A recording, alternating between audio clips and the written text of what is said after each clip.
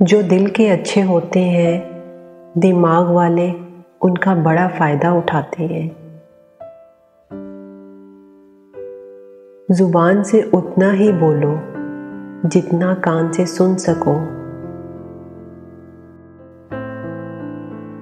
मांगी हुई तवज्जो इज़्ज़त नफ्स की तौहीन होती है।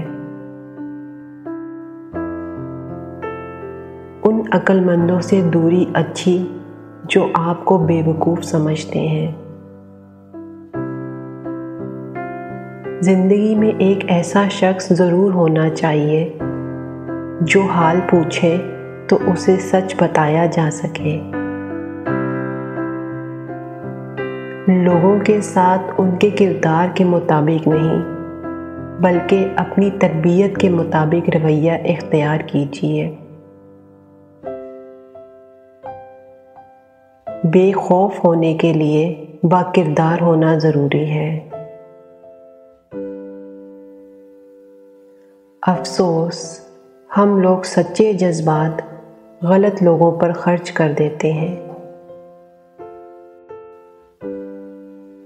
बहुत दूर तक जाना पड़ता है सिर्फ ये जानने के लिए कि नज़दीक कौन है। सब कुछ हासिल नहीं होता ज़िंदगी में, किसी का काश और किसी का अगर रह जाता है। अच्छे तो सभी होते हैं, बस पहचान बुरे वक्त में होती है।